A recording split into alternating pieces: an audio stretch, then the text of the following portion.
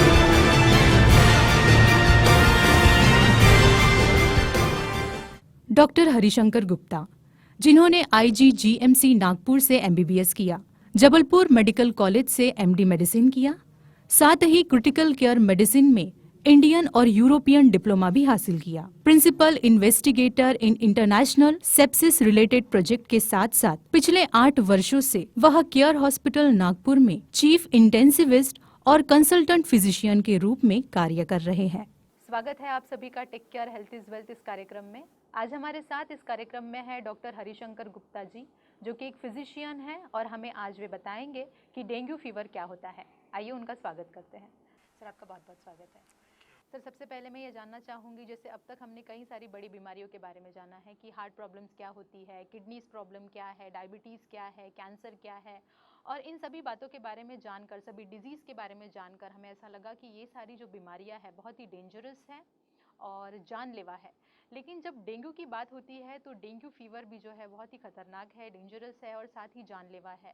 तो इस dengue fever से हम कैसे बचें, या फिर डेंगू फीवर कितने प्रकार के होते हैं, ये मैं जानना चाहूँगी। देखिए, डेंगू फीवर एक प्रकार का वायरल बुखार है। जैसे कि खांसी जो होता है वो भी एक प्रकार का वायरल बुखार होता है, वैसे ही डेंगू भी एक प्रकार का वायरल बुखार है। जो खांसी होता है वो एक दूसरे से फैल जाता है, खांसी के थ्रू एक दूसरे से फैल जाता है। लेकिन जो डेंगू फीवर है ये एक पेशेंट से दूसरे आदमियों में फैलने के लिए इसको मच्छर की ज़रूरत पड़ती है। यानी कि सपोज किसी नॉर्मल डेंगू वाले पेशेंट को मच्छर ने काटा और उसी मच्छर ने दूसरे नॉर्मल आदमी को काट लिया तो डेंगू उससे फैल जाता है। ये यूजुअली जो 2-3 प्रकार के होते हैं।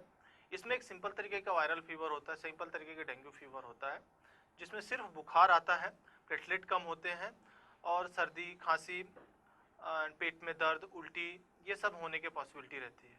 लेकिन जो सीरियस तरीके का डेंगू होता है, जो दूसरे तरीके का जिसको अपन सीरियस बोल सकते हैं, उसमें पेशेंट को बहुत ज़्यादा पेट में दर्द होना, उल्टी होना, खून निकलने लगना, नाक से खून निकलने लगना, लेटरिन के रास्ते से काली लेटरिन होने लगना, गम से खून निकलने लगना, सांस फूलने लगना और बहुत ज़्यादा बेचैनी हो जाना, बहुत ज़्यादा थकावट लगने लगना, ये सब लक्षण होते हैं। सर, जैसे आपने कहा कि कुछ सीरियस टाइप का डेंगू होता है, तो वो किस तरह के पेशेंट्स में पाया जाता है? देखिए यूजुअली जो डेंगू बुखार है वो एक बार हो गया तो दूसरी बार नहीं होता है। मेरा मतलब होता है पहले की जैसे डेंगू का जो वायरस होता है वो 4 प्रकार का होता है, 1 2 3 4 ऐसा होता है। यदि पहला वाला डेंगू वायरल इन्फेक्शन हो गया तो सेम वायरस से कोई इन्फेक्शन नहीं होता, लेकिन यदि दूसरे वायरस से इन्फेक्शन हुआ तो वो सेम पेशेंट में जब अगली बार होता है इन्फेक्शन तो वो बहुत सीरियस टाइप का होता है। कितने दिन के बाद हमें ये पता चलता है कि हमें डेंगू फीवर हुआ है, यानी मच्छर ने काटा और उसके कितने दिन के बाद उसके लक्षण नजर आते हैं? जैसे कि किसी भी पर्सन को या आदमी को मच्छर ने काटा, उसके कम से कम 3 से 4 दिन बाद ही उसको डेंगू बुखार होने की संभावना रहती है। इन्हें यदि अपन ये बोलें कि आपको रात में मच्छर काटा और आज बुखार आ गया, तो इसका मतलब ये है कि डेंगू से रिलेटेड नहीं होगा, उसका कुछ और कारण होगा, क्योंकि बुखार को डेवलप होने के लिए कम से कम 3 से 4 दिन का समय लगता है। माना किसी को बुखार आया है, पर हम ये कैसे समझेंगे कि यह डेंगू का ही बुखार है? इसके एग्जैक्ट या स्पेसिफिक कुछ लक्षण हैं? डेंगू फीवर सबसे पहले तो बहुत हाई ग्रेड आता है। हाई ग्रेड का मतलब 103, 104, 105 डिग्री तक टेम्परेचर जाता है इसका। इसके कुछ स्पेसिफिक लक्षण ये होते हैं, जैसे कि पेट में दर्द होना, सर दर्द होना, आंखों के पीछे दर्द होना, शरीर में रैश आना, और कभी कभी तो ब्लीडिंग गम्स भी होता है, और कभी कभी उल्टी भी होती है खून की। कभी कभी ऐसा भी होता है कि काली लेटरिंग होने लगती है, जिसका मतलब ये होता है कि पेट में ब्लीडिंग हो रही है। और इसमें जब सीरियस टाइप का डेंगू हो जाता है तो इसके भी बहुत सारे लक्षण आते हैं, जिससे हमें समझ पाते हैं कि इसको डेंगू बुखार होने की पॉसिबिलिटी है। ऑल्दो हम इसे कंफर्म नहीं कर सकते हैं क्लिनिकली यानी लक्षण wise, but possibility of dengue fever हम बता सकते हैं कि इसको डेंगू बुखार हो सकता है। अगर किसी एक इंसान को डेंगू हुआ है, तो क्या उससे यह डेंगू दूसरे इंसान में फैलने के चांसेस है? नहीं मैडम, यदि हम एक आदमी से दूसरे आदमी में ये डेंगू बुखार नहीं फैलता। कैसे फैलता है? इसके लिए मच्छर की जरूरत पड़ती है। सपोज मुझे डेंगू है, डेंगू वायरल इन्फेक्शन है, जो मुझे मच्छर जब नॉर्मल मच्छर एडिस मच्छर जब काटेगा और वही मच्छर आपको या किसी और को जिसको डेंगू फीवर नहीं हुआ है उसको काटता है, उस समय ही एक इंसान से दूसरे इंसान में डेंगू फैलने की पॉसिबिलिटी रहती है। जी दर्शकों, यहाँ वक्त ब्रेक का हो चला है, हम लौटते हैं बस थोड़ी देर में। आप देखते रहिए आवाज़ इंडिया। और दूसरा तरीका है कि हम खून की जांच करें, जिसमें हमें ये पता चल सकता है कि उसको डेंगू हुआ कि नहीं हुआ। खून की जांच में हम 2 तरीके के टेस्ट करते हैं। एक तो एंटीजन वाला टेस्ट करते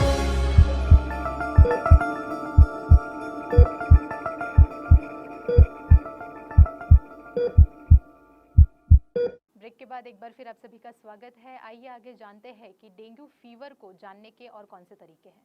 सर, आगे मैं ये जानना चाहती हूँ कि अगर किसी को डेंगू हुआ है तो आपने तो लक्षण बताया है कि खून की उल्टियाँ होना, नाक से खून निकलना और बाकी बहुत सी चीज़ें, लेकिन इसके अलावा और कौन सा तरीका है जिससे हम पता करें कि डेंगू फीवर हुआ है? और दूसरा तरीका है कि हम खून की जांच करें, जिसमें हमें ये पता चल सकता है कि उसको डेंगू हुआ कि नहीं हुआ।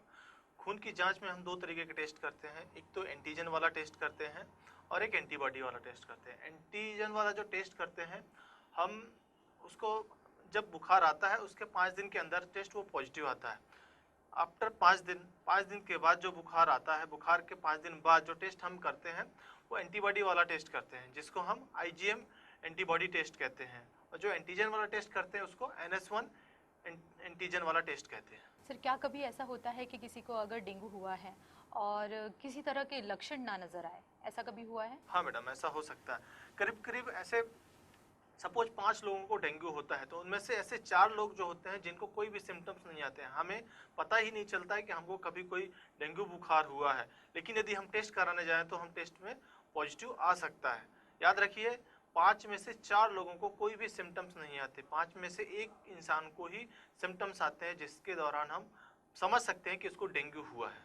तो बाकी के जो पेशेंट्स हैं उन्हें ब्लड टेस्ट ही कराना होगा, या फिर जब बहुत आगे तक पहुंचता है डेंगू फीवर तभी पता चलेगा कि? हाँ, जनरली 5 में से 4 लोगों को डेंगू आगे नहीं बढ़ता है, उनका डेंगू ऑटोमेटिकली ठीक हो जाता है, तो उनमें टेस्ट कराने की भी जरूरत नहीं पड़ती है, क्योंकि हमें जब बाहर से लक्षण दिखते हैं यदि डेंगू के, तभी हम उनके टेस्ट के बारे में सोचते हैं। यदि कोई भी लक्षण नहीं दिखे तो हम उन्हें टेस्ट के बारे में नहीं सोचते हैं। सर, क्या डेंगू बुखार का घर पर इलाज किया जा सकता है या डॉक्टर के पास ही ले जाना जरूरी है? बिल्कुल मैडम, डेंगू का घर पर इलाज किया जा सकता है एक बेड रेस्ट देके। दूसरा, खूब सारा पानी पिलाना चाहिए और बुखार आने पर उनको पैरासीटामोल देना चाहिए। और बहुत सारी दवाइयाँ ऐसी होती हैं जो डेंगू बुखार में हम नहीं दे सकते हैं, जिससे कि उसमें खतरा हो सकता है। कौन कौन सी स्पेशल दवाइयाँ होती है, जैसे ब्रूफेन की दवाइयाँ जो होती है, डाइक्लोफेनेक सोडियम की दवाई जो होती है जिसको अपन वोबेरॉन बोलते हैं, और खासकर निमोसोलाइड जो होता है, नाइस टैबलेट होती है, वो नहीं देना चाहिए। इससे क्या होता है कि हमारे शरीर में किडनी का प्रॉब्लम होने का ज़्यादा खतरा रहता है और ब्लीडिंग होने की संभावना ज़्यादा रहती है। इसलिए यदि डेंगू बुखार होता है तो उसमें सिर्फ और सिर्फ पैरासीटामोल ही बुखार उतारने के स्वरूप में हमें देना चाहिए। ये तब तक हम कर सकते हैं जब तक डॉक्टर के पास नहीं पहुंचते हैं, हाँ, लेकिन डॉक्टर के पास जाके इलाज कराना बिल्कुल जरूरी है। बिल्कुल।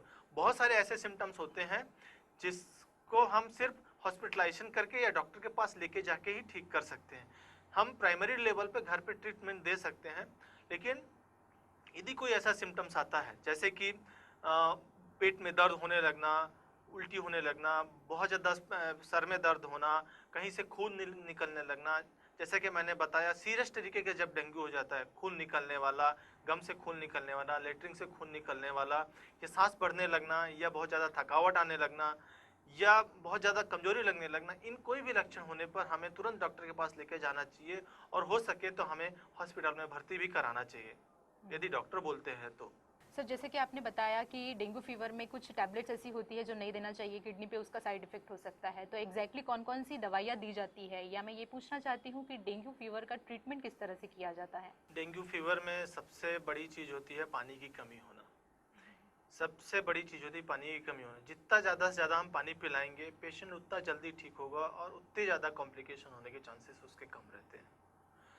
और जैसे ही बुखार आता है या सर दर्द होता है तो हमें उसे सिर्फ और सिर्फ पैरासीटामोल ही देना चाहिए, क्योंकि जैसे एस्पिरिन हो गया, हम यदि एस्पिरिन देते हैं तो उसका प्रॉब्लम प्लेटलेट डिसफंक्शन पे आता है, यानी प्लेटलेट में उसके फंक्शन पे प्रॉब्लम हो सकती है जिससे हमें ब्लीडिंग के चांसेस बढ़ सकते हैं। वैसे ही और जैसे आइबुप्रोफेन की दवाइयाँ आती है जो कॉम्बिफ्लेम नामक दवाइयों पे रहता है, डाइक्लोफेनेक सोडियम की जो दवाई आती है वो वेवरॉन नामक दवाई पे रहता है। यदि हमने ये दवाइयाँ दी तो इससे किडनी पे असर होना और प्लेटलेट के डिसफंक्शन में भी हो सकता है, जिससे कि ब्लीडिंग होने का खतरा और किडनी की बीमारी पे असर हो सकता है। इसलिए जहाँ तक हो सके हम इन दवाइयों का उपयोग नहीं करना चाहिए। दर्शकों, यहाँ वक्त चला है ब्रेक का। आप देखते रहिए आवाज इंडिया। हम लौटते हैं बस थोड़ी देर, बट ब्रेक में जाने से पहले हम जानते हैं उन मरीजों की राय जिनको डेंगू फीवर हुआ है। मैं एक्चुअली 3 महीने पहले यहाँ आई थी केयर हॉस्पिटल में, तब मुझे फ़ीवर था, बहुत ज़्यादा फ़ीवर था। उसके पहले मैं 2-3 जगह ट्रीट कर चुकी थी, लेकिन मुझे वो रिज़ल्ट नहीं मिल रहा था। लेकिन जब मैं यहाँ आई तो गुप्ता सर ने मुझे ट्रीट किया।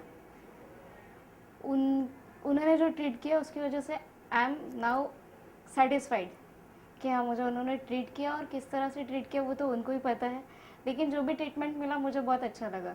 और जो फ़ीवर था वो वहाँ कम नहीं हो रहा था, लेकिन यहाँ मुझे बहुत जल्दी रिलीफ मिला है।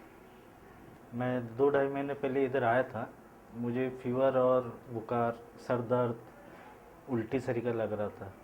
मुझे किसी ने गुप्ता सर का नाम सजेस्ट किया था और मैं उनके पास आया दिखाने के लिए। उन्होंने कुछ टेस्ट बताए और उसमें मुझे डेंगू और ये डिटेक्ट हुआ है। तो गुप्ता सर ने इसको ट्रीट किया एडमिट करके, और मुझे बहुत जल्दी रिलीफ मिला और मैं खुश हूँ।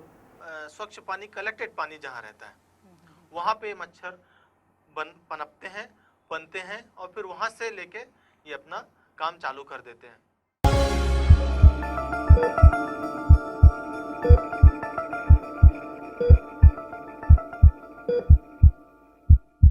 ब्रेक के बाद एक बार फिर आप सभी का स्वागत है। आइए दर्शकों, आगे जानते हैं कि क्या डेंगू फीवर जानलेवा है। सर, आगे मैं ये जानना चाहती हूँ कि जैसे किसी को डेंगू फीवर हुआ है तो क्या यह जानलेवा होता है, क्योंकि कई सारे लोग डेंगू फीवर का नाम सुनते ही डर जाते हैं और कई लोग इससे एक्सपायर भी हुए हैं, तो क्या यह जानलेवा बीमारी है? बिल्कुल। यदि सीरियस तरीके का, सीरियस वाला हमको डेंगू हो सकता है तो उसमें पेशेंट की जान भी जा सकती है। यदि उसको टाइम रहते या टाइम पे इलाज नहीं दिया गया तो इसमें पेशेंट की मृत्यु भी हो सकती है। इसलिए टाइम पे इलाज करना, टाइम पे इसको इलाज देना बहुत ज़्यादा ज़रूरी है। ऐसी कौन सी सिचुएशन आती है, यानी कौन से स्टेज में हम ये कह सकते हैं कि अभी डेंगू जो है बहुत बढ़ गया है, जानलेवा हो गया है? क्या होता है ऐसा? जैसे कि सपोज पेशेंट की सांस की तकलीफ होने लगी है और उसमें किडनी का डिस्फंक्शन हो गया है, यानी किडनी काम करना बंद कर दिया है और उसमें लंग्स में ARDS नाम की बीमारी हो गई है, तो ये जानलेवा बीमारी हो सकती है। जनरली प्लेटलेट्स कितने होने चाहिए हमारे? हमारे शरीर में प्लेटलेट नॉर्मली जो होते हैं 1.5 लाख के ऊपर होते हैं, लेकिन डेंगू के बुखार में ऐसा भी होता है कि प्लेटलेट 10,000 5,000 तक भी ड्रॉप होते हैं। इससे घबराने की जरूरत नहीं है, क्योंकि किसी भी इंसान की जान प्लेटलेट कम होने से नहीं होती है। लेकिन यदि शरीर में लंग्स का प्रॉब्लम या ARDS का प्रॉब्लम या किडनी का प्रॉब्लम हो गया है, तो उनको मृत्यु होने की पॉसिबिलिटी या उनके डेथ होने की पॉसिबिलिटी बन जाती है। इसलिए हमें प्लेटलेट कम होने पे इतना टेंशन नहीं लेना चाहिए जितना कि बाकी चीज़ों में हमें उसके बारे में ध्यान देना चाहिए। डेंगू का मच्छर अगर किसी को काटता है तो ऐसा है कि जिसका इम्यून सिस्टम कमज़ोर है उसी को वो असर करेगा? हाँ बिल्कुल, यदि शरीर की इम्यूनिटी कम है तो उसको ज़्यादा असर करेगा, उसमें सीरियस तरीके का कीटाणु या डेंगू होने की पॉसिबिलिटी ज़्यादा हो जाती है। और अगर किसी का इम्यून स्ट्रांग है तो उसे असर नहीं करेगा या उसे डेंगू नहीं होगा, ऐसा कह सकते हैं? डेंगू होगा, लेकिन उसका हो सकता है सिम्टम्स ना आए। जैसे कि मैंने पहले बताया आपको कि जैसे 5 लोगों को डेंगू का इन्फेक्शन हुआ तो उसमें से 4 लोगों को कोई भी सिम्टम्स नहीं आते, बट उनको डेंगू होता है। बस उनको डेंगू होता है। सिर्फ 5 में से एक ही पेशेंट ऐसे आते हैं जिनको उनके सिम्टम्स या लक्षण उनमें आते हैं। 4 लोगों का जिनका इम्यून सिस्टम अच्छा होता है उनको डेंगू को कोई भी लक्षण नहीं आता। बट फिर पता कैसे चलता है? क्या ऐसा नहीं होता कि हाई स्टेज पे जाके फिर पता चले डेंगू? नहीं, ऐसा नहीं होता है। यदि पेशेंट को कोई भी लक्षण नहीं आया तो उसको सीरियस होने का पॉसिबिलिटी जो रहते नहीं के बराबर रहता है। यानी यदि पेशेंट को कोई भी सिम्टम्स ही नहीं आएंगे तो आगे बढ़ने की पॉसिबिलिटी नहीं आएगी। कोई भी डेंगू चालू होता है तो शुरुआत से चालू होता है, शुरुआत में लक्षण आएंगे फिर ही वो सीरियस आएगा। ऐसा नहीं हो सकता है कि उसको कोई भी लक्षण ना आए और अचानक डेंगू बढ़ जाए। अच्छा, तो जैसे सपोज किसी का इम्यून स्ट्रांग है और उसे डेंगू हुआ है बट लक्षण नज़र नहीं आते हैं और 3-4 दिन के बाद लक्षण नज़र आ रहे हैं, ऐसा होता है? नहीं, ऐसा नहीं होता है। तो दैट मीन्स उसको डेंगू हुआ ही नहीं है, ऐसा हम मान के हाँ, चलें? ऐसा समझ सकते हैं कि उसको डेंगू नहीं हुआ है और ऐसा समझ सकते हैं कि वो डेंगू फीवर के अगेंस्ट में इम्यूनाइज हो गया है, मतलब अच्छा। हमें वो दोबारा बीमारी नहीं होगी। ये अच्छी बात होती है। लेकिन क्या होता है कि मैंने जैसा बताया कि डेंगू वायरस जो होते हैं 4 प्रकार के होते हैं। एक प्रकार का यदि इन्फेक्शन हो गया तो दूसरे तरीके उसी सेम वायरस से नहीं होगा, लेकिन दूसरे वायरस से उसको होने की पॉसिबिलिटी रहती है। तो जो पहले टाइप का जो वायरस है उससे हमारा इम्यून लड़ चुका है, तो चुका दोबारा वो वायरस से प्रॉब्लम नहीं हो सकता बिल्कुल है। नहीं होगा। सर, कुछ बीमारियों के लिए वैक्सीनेशन बने हुए हैं कि पर्टिकुलर इस एज में ये वैक्सीन देना चाहिए तो ऐसी बीमारी नहीं होगी, तो क्या ऐसी ही कुछ वैक्सीन डेंगू के लिए बनी हुई है? नहीं, अभी तक तो मार्केट में कोई भी वैक्सीन अवेलेबल नहीं है। इसके लिए ये सब अंडर ट्रायल वैक्सीन चल रही हैं, अभी तक कोई भी अवेलेबल नहीं है फिलहाल। इसके लिए हमारा बचाव ही बहुत जरूरी है। किस तरह से हम खुद को बचा सकते हैं इससे? मच्छर काटने से बचाना सबसे जरूरी काम है। सर, ये डेंगू के मच्छर के बारे में बताइए, ये कहाँ रहते हैं, कहाँ ब्रीड करते हैं और इन मच्छरों से कैसे बचा जा सकता है जिससे डेंगू की रोकथाम हो सके? मैं आपको पहले बता दूं कि मच्छर जो काटता है डेंगू वायरस का जो मच्छर रहता है इसका नाम है एडीज नाम का जो मच्छर रहता है। ये जनरली डे बाइटर्स होते हैं। डे बाइटर्स का मतलब ये होता है कि जैसे सुबह जैसे हम उठते हैं सनराइज के 2 घंटे में ये सबसे इनका पीक आवर्स रहता है बाइटिंग का। सुबह हुआ, सुबह से इन्हें 6 से 8 समझ सकते हैं, सुबह 6 से 8 इनका पीक आवर्स रहता है बाइटिंग का। और इवनिंग में रात होने के पहले, सनसेट होने के पहले इनका पीक आवर्स होता है बाइटिंग का। तो हमें इन दोनों टाइमिंग्स में हमें अपने आप को बचाव रखना चाहिए। इनका टिपिकल एक प्रकार के कैरेक्टर होता है मच्छरों का। इनका जो मार्फोलॉजी होता है, मार्फोलॉजी मतलब ये दिखने वाले जो रहते हैं, इनका एक तो ब्लैक कलर के होते हैं और इसमें वाइट स्पॉट्स रहते हैं, जैसे कि ये टाइगर जैसे दिखते हैं। इनको हम टाइगर मच्छर भी बोलते हैं। और इनका जो बेसिकली इनका जो रहने का जो है, ये जनरली इंडोर मच्छर होते हैं। ये घर के बाहर नहीं रहते, ये घर के अंदर ही रहते हैं। कुछ घर के बाहर कहाँ रह सकते हैं, ये जहाँ पे शेडेड एरिया हो, जहाँ पे छाया हो, कोल्ड एरिया हो, उन सभी जगहों पे ही ये मच्छर रहते हैं। जनरली जहाँ पानी वगैरह गंदगी हो। नहीं, ये मच्छर ना गंदगी पे नहीं रहते। ये मच्छर जो रहते हैं स्वच्छ पानी पे, साफ सुथरे पानी पे, जो पानी लेकिन इकट्ठा हुआ हो, स्वच्छ पानी और इकट्ठा पानी। जैसे कि हम देखते हैं कि हमारे यहाँ फ्लावर वाश जो रहता है एंड कूलर का पानी रहता है, ड्रम में पानी रहता है, ये सब चीज़ों पे जहाँ स्वच्छ पानी, कलेक्टेड पानी जहाँ रहता है, वहाँ पे मच्छर पनपते हैं, बनते हैं और फिर वहाँ से लेके ये अपना काम चालू कर देते हैं। तो सबसे पहले इनकी रोकथाम के लिए तो सबसे पहले मच्छर की पैदावार कम की जाए। यदि हम जितने ज़्यादा मच्छर पैदा करेंगे उतना ज़्यादा ये डेंगू फैलाएंगे। तो पैदावार इनकी कम करने के लिए सबसे पहले तो आप अपने आस पड़ोस में जहाँ भी पानी, स्वच्छ पानी इकट्ठा हुआ हो, वो सब ड्रेन कर दें, उसको बाहर कर दें। इन केस अभी कभी कभी ऐसा हो सकता है कि आप पानी ड्रेन नहीं कर सकते, कुछ ज़रूरी ही है, तो वहाँ पे इंसेक्टिसाइड का इस्तेमाल करें, जिससे कि मच्छर के जो लार्वा रहते हैं वो मर जाएंगे और आगे मच्छर पैदा होने की पॉसिबिलिटी उनकी कम हो जाएगी, जिससे कि हम मच्छरों से डेंगू की रोकथाम कर सकते हैं। बहुत बहुत धन्यवाद सर, आपने बहुत अच्छी जानकारी दी है। लेकिन मैं चाहूँगी कि जाते जाते आप हमारे दर्शकों को एक मैसेज दें जिससे वह डेंगू फीवर से बचें। देखिए, डेंगू फीवर जो होता है एक वायरल फीवर होता है, जो कि मच्छरों को काटने से होता है, जिसको एडीज नाम का मच्छर बोलते हैं।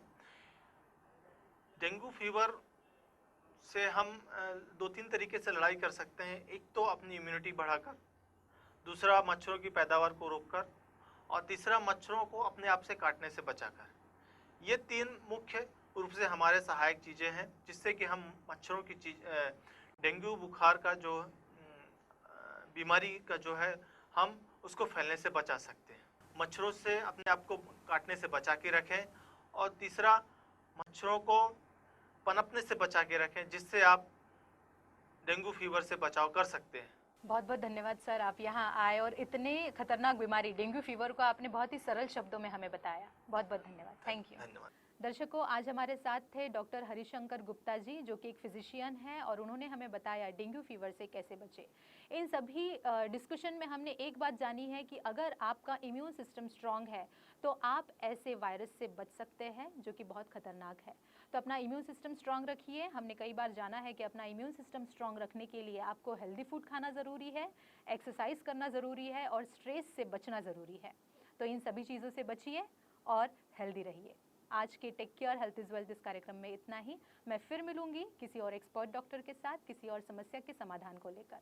तब तक take care and good bye.